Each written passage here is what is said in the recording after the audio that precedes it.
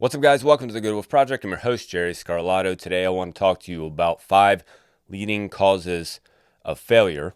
The reason that I'm bringing up this particular topic is because I'm rereading Napoleon Hill's Think and Grow Rich, which you have read, haven't you? If you have heard of Think and Grow Rich and you're like, I'm not worried about being rich, why should I read a book like that? Number one, I'll go ahead and say, yeah, you shouldn't worry about being rich for the sake of being rich so that you can say that you're rich. Although many people who say that they're not worried about being rich and that they don't need to be rich secretly want to be rich, but just say that they don't want to be rich because it helps protect their ego. But nonetheless, I completely agree that you shouldn't want to be rich just for the sake of being rich. You should find a reason and find a purpose for being rich and having more money, because the truth of the matter is, when you have more money, not only can your life be more fulfilling because you can do more things, you can have more things, which is totally fine. You can also help more people. If you look at the people, the demographic that helps the biggest number of people, it is rich people. It is people who have money, because when you have money, you're able to help more people. As a matter of fact, entrepreneurs, that is kind of their thing, is helping people. What they do is solve a problem for a person.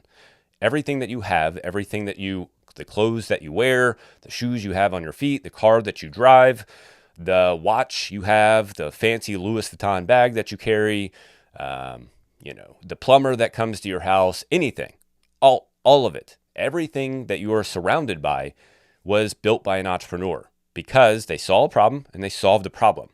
And many of them are rich because they solved the problem really well, which is not a bad thing to be, because the more money you have, it means the more people that you're helping. So I'll go ahead and debunk that argument. Oh, I don't really need to be rich, so why would I go read a book that is about thinking and growing rich? That way. Another way to think about it is, this book doesn't only pertain to or can relate to the idea of accumulating wealth and money. It pertains to anything that you want. Because the truth of the matter is, and this is something that I was actually talking to one of the guys at the gym about today, the truth of the matter is that no matter what you want in life, if you believe that you can have it, then it's more likely that you get it. And one of the big premises of the book of Think and Grow Rich, hence the name of the book, is thinking in such a way, number one, that you believe that you can get what you want, and number two, that builds creativity in your mind to be able to do it. That allows you to problem solve, to be able to find what you want and get what you want. And that can be applied to any aspect of anything that you want to accomplish, whether that is building a nonprofit organization, whether that is building a successful business, whether that is having a strong relationship, whether that is helping kids in Tibet, whether that is whatever it is that you want. You got to believe that you can do it, and then you got to be able to problem solve to do it. And that requires thinking. That requires thinking in a certain way. It also requires being able to communicate with people in a certain way, all of which is covered in the book, Think and Grow Rich. Now, in one specific section of the book, which brings us to what we're talking about today, he talks about 30 leading causes of failure. Now, we're only going to go over 5 today because 30 would be a lot to go over. But he talks about, the basic things that many people think about. Lack of self-discipline, for instance, is one of the ones that he has in here. That is definitely a leading cause of failure. My argument is, which I've done an episode on this, and you can go back and find it. My argument is, everyone has discipline. You have the discipline. You are already a disciplined person. You are disciplined in doing something. You buy something every day, or you do something every day. You sit down and watch Netflix whenever you get home, and you are disciplined at doing that. You are disciplined at going to work. You are disciplined at doing something. So many people convince themselves that they don't have discipline, but the problem is they're just not directing their discipline correctly. So you have it available to you. You just have to learn how to redirect your discipline. But nonetheless, directing your discipline incorrectly is definitely a leading cause of failure. Another one that is talked about very often is insufficient education. Many people believe that they don't have the education or the knowledge in order to get where they want to go. But the truth of the matter is, if I asked you what to do what you want to do, you'd be able to give me the answer. A perfect example of this, which I've proven over and over again in many workshops and many conversations with thousands of people, is weight loss. The general statement is, I don't know what to do to lose weight. But if I ask you the question, if you had a friend who wanted to lose weight, what would you tell them to do? You would immediately rattle off 5 to 10 things to do. So you know what to do, generally speaking. You may not know how to apply it, or you may not know how to actually, get it into your life, but you generally know what to do. So my argument is, a lot of us actually have the education and the knowledge to do it. What we're not doing is applying what we know. But even if you don't have the education, it's very easy to go find. You probably know somebody who's done the thing that you want to do, or something similar to that, so you can go ask them. And we have this thing we have in our pockets, all of us are carrying around. You're probably listening to it, to this, or watching this on this device, that allows you to find any answer to anything just about that you'd want to know. So that, again, is not a tolerable excuse. So what I wanted to do was go over 5 specific examples of things that cause people to fail that may not be talked about often enough, that may not be as obvious, or that just may not be as popular to talk about, because it just may hurt somebody's feelings, or it just may, again, it may not be as obvious, or it may not be as popular of an idea. Self-discipline, lack of education, those are all easy things to fall back on. But some of these other things just may not be as obvious. So let's go ahead and start with the first one.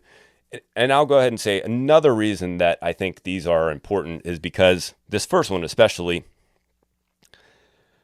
some of them are just, they seem immoral, maybe is a different way to put it.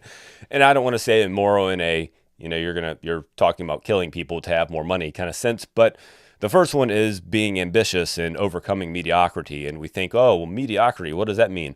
I'm not better than another person. Who am I to think that I'm better than another person? It is trendy in today's society to just be like everybody else and to not think that you're better than anybody else. First, my argument would be, I'm not suggesting that you're a better human being than another human being. All human beings are human beings, and on a human being level, they are all the same, but we are not all equal. It's 2 different ideas. It's 2 very different things. Equal means different things. Some people are much smarter at certain things than others. And if I want to be more ambitious and have more things and have more money in my life and have more wealth in my life, that's okay. Many people will be comfortable, or not be comfortable, but they will settle for mediocrity. They will settle for average, and that's up to them. That is their decision. That is their choice. That is not your problem, what other people will decide to do with their life. So with this first one, lack of ambition to aim above mediocrity, first starts with understanding that it's okay to want to be above average. It's okay to do that. We're scared of judgment, which is why many of us don't want to do that. We're scared of judgment, which is why many of us don't want to be ambitious, because we don't want to be kicked out of the group. We don't want to be judged as egotistical, or we don't want to be judged as wanting more out of life, whatever the thing is. But if you want more, then it's okay to have more. So here's what Napoleon Hill says about ambition and mediocrity. He says, we offer no hope for the person who is so indifferent as not to want to get ahead in life and who is not willing to pay the price. Okay, so there's 2 parts to this idea. Number 1, if you don't want to get ahead in life, if you don't want to strive for more, then that's okay. That's totally fine. That is 100% your choice. But if you do have an urge to want more, but you find yourself holding back because you are concerned about what other people will think, then it is because it is your choice that you're not wanting more and striving for more. It's not their fault. It's not because society is holding you back. It's not because of any external circumstance. In that situation, it is your choice. You are choosing not to move forward. You are choosing not to be ambitious and overcome. It is okay to want to be above average. It's hard for people to accept that because we want to be, again, part of the group. It's like crabs in a bucket. And whenever we start to get better and whenever we start to improve, we feel the urge to come back down, and the other people feel the urge to pull us back to them. So we start to get feedback whenever we start to improve, when we start to get better. If you've ever tried to improve your health, for instance, and you hang around a bunch of people who go out and drink and they eat junk food all the time and don't exercise regularly, and you decide to do something different, the feedback that you get is negative feedback. Why are you doing that? You're becoming a different person. Well, that's lame. Well, what are you talking about? You're going to skip Thirsty Thursdays. So you get a bunch of negative feedback. And it's hard to overcome that. But it's up to you to keep pushing. And that's part of the second part of that conversation, is paying the price for the ambition that you have in life. You have to know that there is a price to pay for what you want. And you have to be willing to pay that price. You have to be willing to put in that effort. And it is very much worth, before you start to do anything, when you feel the urge to do something in life, whether that is build $1 million business or whether that is lose 50 pounds, it is worth taking the time to think about the price that you have to pay to make that happen. Because many people fool themselves into thinking that it's going to be much simpler, much easier, and much faster than what it actually is. And that's where a lot of people get in trouble. But if you start in the beginning and you say, okay, what is it actually going to take for me to accomplish this? And you list it out. And my argument would be, whatever your guesstimate is on how long or how much effort or how much money or how much resources it's going to take, my general suggestion is increase it by at least 20 to 25%, because generally it's going to take that much longer. So how long is it going to take? What kind of money is it going to take? What kind of effort is it going to take? How much change is it going to take? Increase that by 20 and 25%. Look at it and go, am I willing to pay this price? If the answer is yes, move forward, get going. If the answer is no, just adjust your ambition down. Instead of 50-pound weight loss, adjust it to 30 or 25 or 20, whatever the number is, until you recognize or you get yourself to a point where you go, okay, this is something that I'm willing to pay. I'm willing to pay this price to get to this thing. So don't be afraid to have higher ambitions, and don't be afraid to go beyond mediocrity, average, whatever you want to call it. Mediocrity, people don't like the term because it's like, well, if you call someone mediocre, really you're calling them a piece of shit. Well, if you're average, whatever you want to call it, average, mediocre, if you're not fulfilling your potential in life, you are mediocre at yourself. Like you're not fulfilling your potential. It's not a judgment call. It is strictly a fact. So it's okay to want to be more, but at the same time, if you want to be average, it's okay to want to be average. But that's up for you to decide. Don't let somebody else's judgment decide that for you. Okay, so that's the first one. The second one, the second leading cause of failure that we don't hear about often enough, is a negative personality. So here's what Napoleon Hill says about a negative personality. He says, there's no hope of success for the person who repels people through a negative personality. Success comes through the application of power, and power is attained through the cooperative efforts of other people. A negative personality will not induce cooperation. So one of the simple truths of being human is that you have to cooperate with other human beings. It is just a simple truth. I was talking to a guy at the gym about this maybe just yesterday. Brandon, you may or may not be listening to this, so now's the time to listen if you are. And I said the same thing to him. One of the truths about being a human is that you have to cooperate with other human beings. Like, you have to communicate and get cooperation from other human beings, no matter it is what you want to do. Many people in society strive to be right in that cooperation instead of be effective in that cooperation. Meaning, and this is partly because of how quote unquote leadership in many big corporations and in government have conveyed what leadership looks like and what getting cooperation looks like. But many people strive to just tell people what to do, and they think that that's the effective way to do it.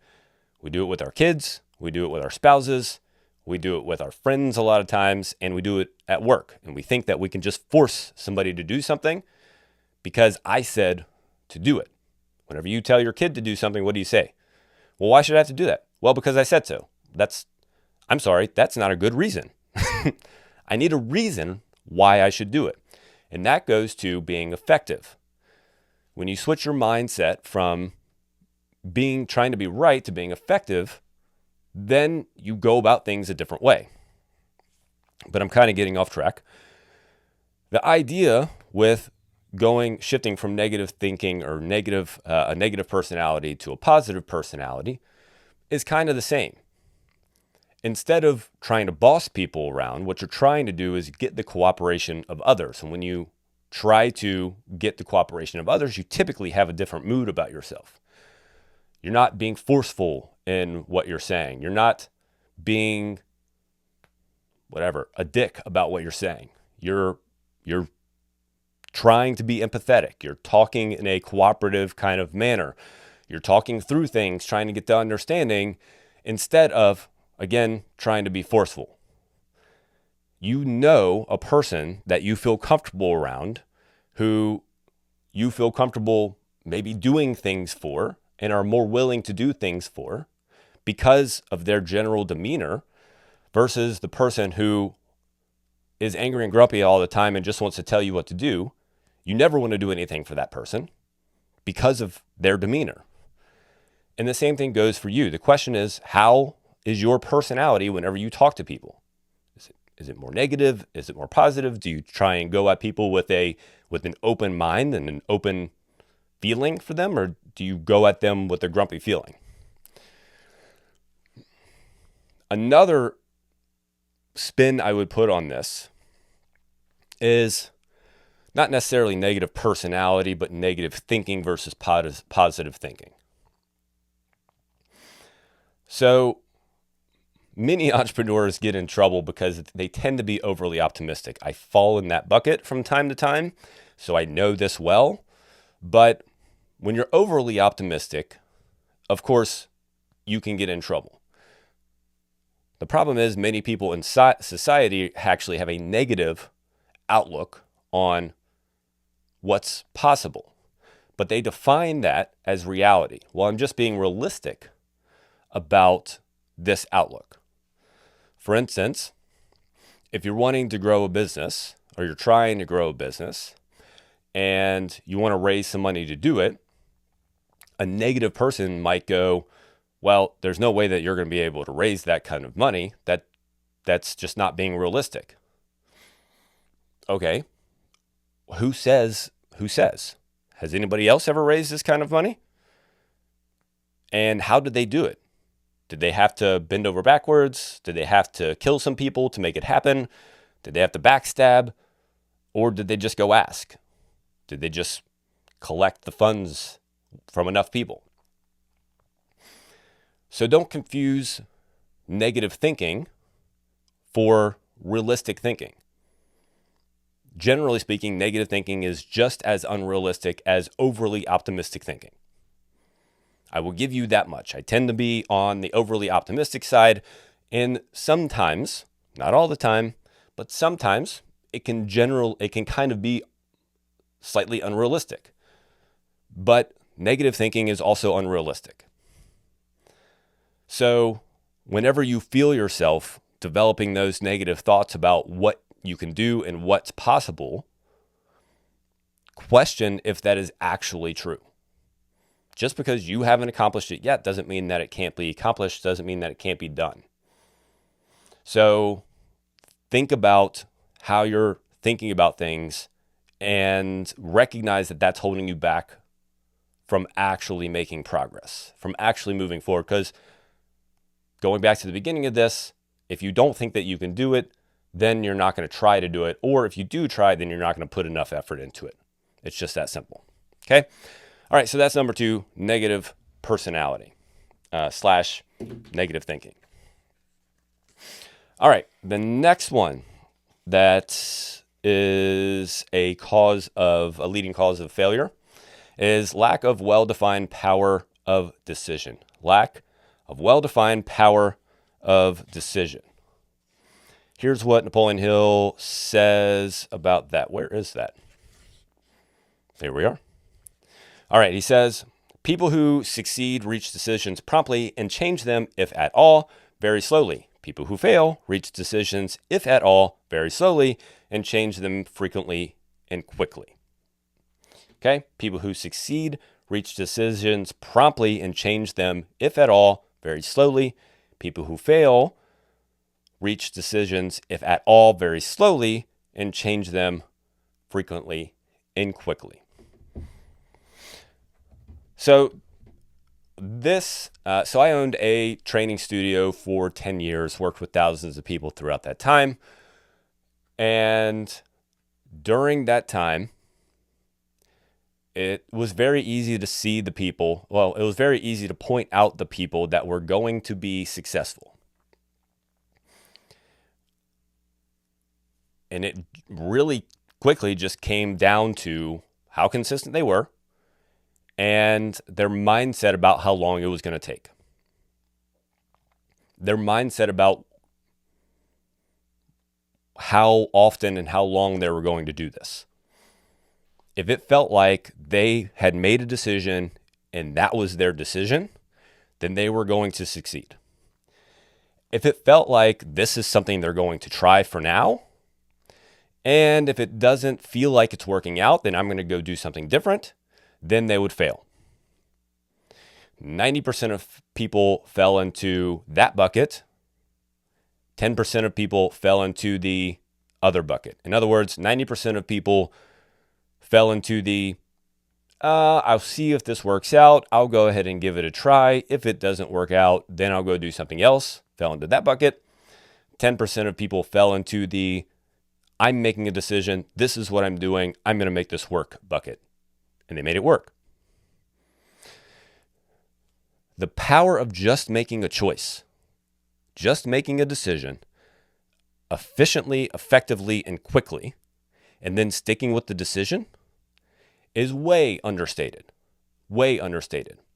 A big problem is we have so many damn options that we feel like we should, well, there's kind of 2 parts to this. Number 1, we have too many options. Number 2, we have been fooled into thinking that we can accomplish things faster than we can actually accomplish them. So with those things in mind, because we have too many options, when we are accomplishing things faster than we think we should be accomplishing them, then we drop the thing that we're currently doing and we go try a different thing. And then when that thing doesn't work, we go try another one. And then when that thing doesn't work, we go try another one. Eventually, we would just convince ourselves that we're not the type of person that can actually achieve what we're trying to achieve. But really, it comes down to we haven't given anything enough time to fucking work. That's really what it's come down to. The power of just choosing a path quickly, efficiently, and effectively. That will, if you just choose a path and you do it sooner than later, and then you just stick with the path, your chances of succeeding are substantially more than if you take longer to choose a path. And then when things feel like they're not going to work out, you go try something different. Because the truth of the matter is, if you've done enough research, if you've done enough looking, most of the options out there for whatever it is that you're trying to accomplish are going to work.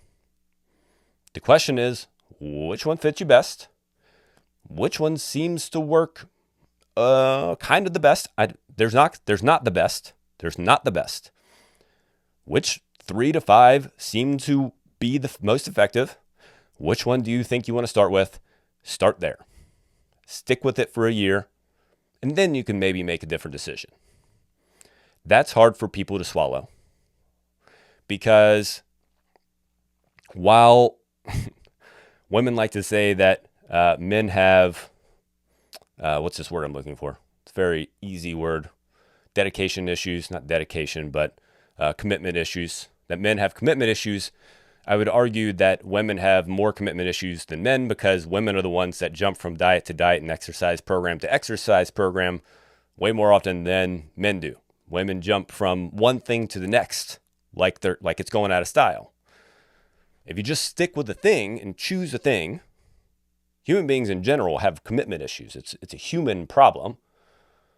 But if you just choose a thing and stick with it, the odds of you achieving what you want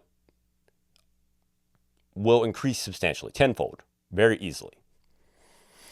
It seems simple, it seems silly, but this idea is so effective. That's why no one talks about it, because it is that effective. Just sticking with the thing, just choosing quickly and sticking with it will allow you to make that much progress. Okay? I feel like I'm repeating myself a lot, but it's important because it is that effective, because it is that important. Now, as a quick caveat, that doesn't mean that you don't change anything about what you're doing. So if you start a marketing program and that marketing program is at a certain level, you're spending X amount of dollars or you're putting out X amount of posts, and that's where you start, and you never change that, but you're getting results, or let's say you're like mediocre results, but you never change it, then yeah, of course, you're going to get frustrated about it. So I'm not suggesting you don't change at all what you're doing. What you do is choose the path, you start, and then you adjust the path as you go. You make adjustments. In that instance, if you choose a marketing budget and you're like, hey, we're going to spend $1,000 a week on marketing, and $1,000 a week seems to be working well, you're like, okay, let's bump it up to $1,200 a week and see what happens. Suddenly, it increases by twofold, and you're like, oh, cool, I wonder what happens if we go to $1,500 a week. Eventually, you'll get a point of diminishing returns, where the returns won't be coming back as effectively. The same thing goes with nutrition. If you start a diet, I hate that word, but if you change your nutrition and you start with just breakfast, you're like, hey, I'm just going to change my breakfast. Don't just stick with just changing your breakfast forever. Start with your breakfast, but then also change your lunch, but then also change your dinner. Eventually, you're going to get to a point where you're going to have to maybe adjust how much protein you're taking in. Eventually, you'll get to the point where you're going to have to adjust the amount of carbs that you're taking in. And that's the idea. Choose the path that you're going to go down. And then as you're going down the path, make small adjustments until you get to the point where it is efficient. And then when it breaks, make small adjustments again. And then in a year, you can decide to maybe try something different. Until that point, you're stuck on the path. Okay? Give it time to work. All right, so that's number 3. So far we've gone over number 1, lack of ambition to aim above mediocrity. Number 2, a negative personality. And number 3, lack of well-defined power of decision. That leads us to number 4. Actually, before I get to number 4, I'm going to take a drink because I did just get back from the gym not too long ago, and I'm a little parched. There we go, much better.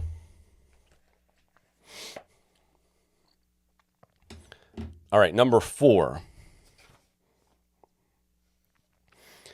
Number 4 is intolerance. Here's what Napoleon Hill says about intolerance. He says, the person with a closed mind on any subject seldom gets ahead. Intolerance means that one has stopped acquiring knowledge. The most damaging forms of intolerance are those connected with religious, racial, and political differences of opinion. Very good. All right, this one is super important,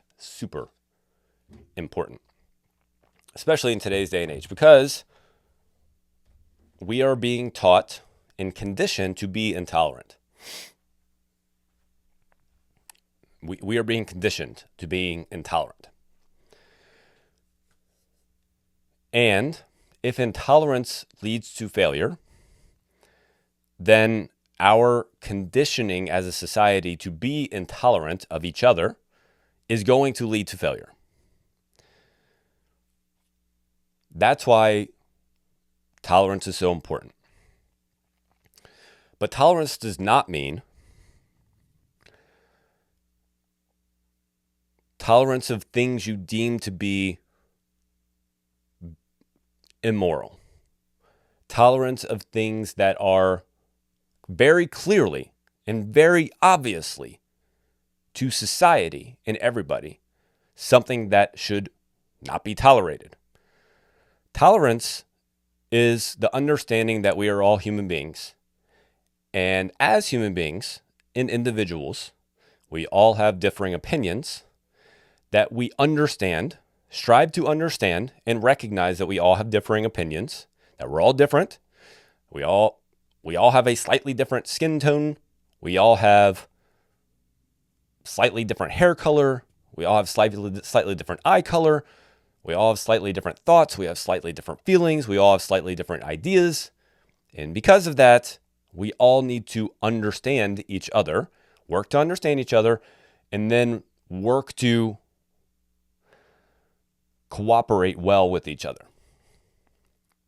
It doesn't mean you give up on your ideas. It does not mean that you lay over and let somebody else push their ideas on you. It does not mean that at all.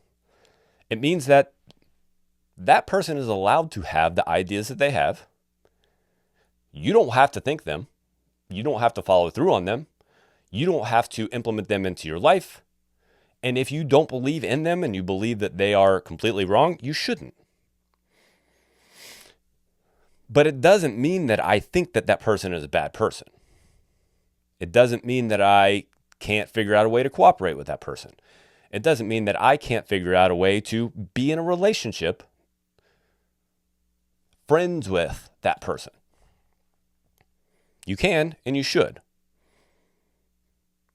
Because it is only when you keep yourself open, you have an open mind, you are tolerant to other ideas, you are tolerant to other people's shortcomings, that you can effectively be part of society. You actually have more ease of mind because if you're constantly under tension because you're concerned about someone else thinking differently than you, that is not going to give you any ease of mind. So it allows you to have more ease of mind and allows you to just live an easier life. If you recognize all individuals are individuals and you become tolerant to that idea, your life will be much easier. It doesn't mean you don't push for your idea hard. It doesn't mean that you don't effectively try to help people understand the way that you think, that you don't effectively try to help people nudge in your direction, that you don't effectively trying to get people on board with the thing that you're trying to build so that they also are trying to fulfill a mission that you believe is important. But you can't force somebody to do it, and you certainly can't be pissed at somebody because they don't want to jump on board. They're allowed not to. They are a human being. So that's what it means to be tolerant. Again, it's not tolerance to things that are very obviously a detriment to society and a detriment to the world. It is tolerance to the human condition. Every human being is different. There's nothing you can do about it except try and be an effective communicator and effective cooperator. And at the end of the day, if they don't want to do it, cool. That's great. We can still be friends. Okay? And that's tolerance. And if you've seen what's happened over the last couple of years, how we have how we are being conditioned to be intolerant, you can see how intolerance leads to failure. You can see how intolerance leads to disruption. You can see how intolerance leads to an unhappy life. You can see how intolerance leads to stress and anxiety, because that's exactly what has happened. It's exactly what has been built into society. That's exactly what has been baked into all of our minds. You, I assume, since you're listening to this, don't want to be a part of that. You don't want to be a person that feeds that same idea. And if that is you, and if you don't believe that, then it is worth working to be tolerant and working to understand people. Push your idea. Know it well. Argue for it. Get people to come to the good side. But at the end of the day, I'm going to keep arguing for my side. You keep arguing for your side. But hey, until that time comes, we'll drink some beers together. I don't drink beer. But if that's what you do, that's what you can go do. Okay, that leads us to our last idea. One of which, it's not one of the ones that we're going to go over, speaking of drinking beer, one of which is that Napoleon Hill lists in here, is ill health. No person may enjoy outstanding success without good health. Many of the causes of ill health are subject to mastery and control. Speaking of beer drinking and alcohol, ironically, I quit drinking alcohol around the age of 21, partly because before the age of 21, I drank enough alcohol to, I believe, fulfill my need for alcohol after the age of 21. So that was part of it. Another part of it was I just knew that I didn't need it anymore. So probably since the age of 21, I'm 40 now, so 19 years, I've probably had 10 drinks. And since I was married 11 years ago at this point, I'm now divorced, but nonetheless, that was my last drink 11 years ago. If you're wondering if you can enjoy life without alcohol and being mentally, drunk or mentally distorted all the time, the answer is absolutely yes, by the way.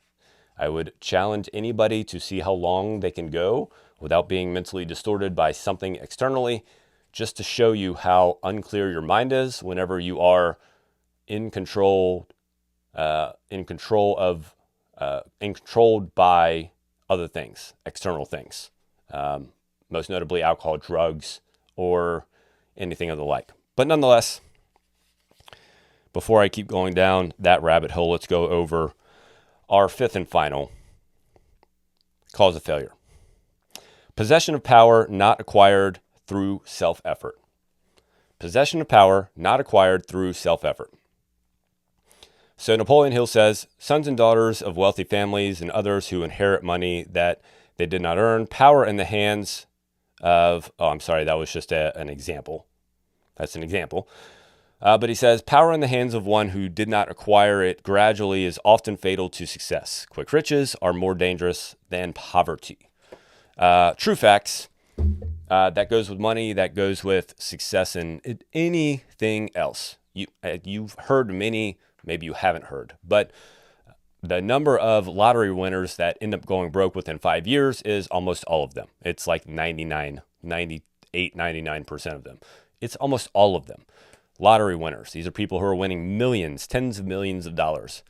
The number of professional athletes that also go broke once they quit playing do the same thing. That's because many of them come from middle class or poverty settings, and they come from a setting where they don't have money. So when they all of a sudden have money, they don't know what to do with it. They don't know how to deal with it. They don't know what happens.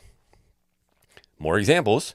In health and nutrition. Anytime you do a crash diet and you lose weight very quickly, you always put it back on. People who are currently just being bombarded and, sucking up these ideas about Ozempic and other semaglutides, when you come off of them, you put them back on because you don't earn it.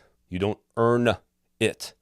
When so many people in society want something without earning it and don't recognize the danger in that actually happening. They don't recognize the potential huge, gigantic downfall of that act, of that wish actually being fulfilled. Because when you don't earn it, you don't appreciate it. When you aren't responsible for making it happen and accountable for making it happen, you do not appreciate it. You do not hang on to it. You do not treat it with care. You do not treat it with love. You do not treat it with this thing that you don't want to see lost and let go, and you want it to be a part of you and you want to hang on to it. Lottery winners, if you don't earn it, what happens? Bam, it goes away. People on crash diets, you don't earn it, bam, it goes away. You didn't have to grind through anything. You didn't have to work through anything. You didn't have to overcome a bunch of obstacles. You didn't have to keep pushing. You didn't have to problem solve. You didn't have to figure it out. You didn't have to fail and then get up and then fail and then get up and then fall flat on your face again and then fall on your back and then get up and then get punched right in the eye and so on and so forth. Like, you didn't have to do that. And because you didn't have to do that, you didn't hang on to the thing that you have. So the danger in wanting something without earning it is super high. And yet another thing in society that is being pushed on us. Let us just give you everything. Don't worry about having to earn anything. Don't worry about anything having to be given to you, or you having to go out and earn your way through life. Don't worry about it. Let us just give it to you. And when that happens in a society, the society becomes depressed, anxious, and very unhappy and very uneased. That is exactly what happens in a socialist society. Not that that's the road we need to go down, but nonetheless, when things are given to you, it doesn't make life better. It doesn't make life better. When you don't earn something, it does not make your life easier. So when you feel the urge to find the quick route, or just keep wishing and hoping that something just falls in your lap, if you build yourself mentally to be able to sustain that thing, that's one thing. It's still challenging and it's still super hard. But if you recognize that that is a potential and a possibility, that if you actually fall into something, you actually fall into money, you actually fall into health, that never happens. But if you actually fall into this thing that you want, if you mentally prepare for it, you at least have a chance. Still hard, still challenging, but you at least have a chance. But recognize that you're wishing to want something faster. You're wishing to want something to be given to you. You're wishing to want something easier is actually making life harder on you. It's actually making life more difficult. It's actually making things much more complicated than they need to be. If you recognize that the greatest things in life are actually the things that you earn and you love and you enjoy, those are the things that you hang on to the most. Those are the things that you appreciate the most. Those relationships that you've worked through hard things and you've battled through and you've overcome those challenges. Those business things, working through business struggles and working through problems and, working through financial hard times, like all of that stuff. When that happens and you actually reach the pinnacle, that's the thing that you appreciate the most. And that's why earning your way to whatever it is you want to do, paying the full price, like we talked about at the beginning of this, that's why that idea is so important. So that's what I got for you today. That's 5 leading causes of failure. I'll run through them again real quick and then we'll sign out for the day. Number 1, lack of ambition to aim above mediocrity. Don't be afraid to want to be better. Don't be afraid to want to be more than what you are. Don't let society keep you in a way. Don't let your concern about the judgment of society keep you where you are. If you want to be better, be better. Be ambitious to be better, and then go be willing to pay the price to be better. Number 2, negative personality. Recognize that people will more likely cooperate with somebody who is a positive person. Also, your negative thinking is not realistic thinking. It is just negative thinking. The way that you think, if you believe that you can do it, then you can do it. Whether you believe you can or you believe you can't, you are right. Number 3, lack of well-defined power of decision. If you just make a choice, if you just decide, you do it more effectively, more efficiently, and more quickly, And then you just stick with it. You'll be more likely to succeed than if you do your research and then do some more research and then think about it a little longer. And then once you actually choose 6 weeks later and it's not working out as fast as you want it to, you go try something else, that you will always end up in failure whenever that happens. Choose something, do it. That's it.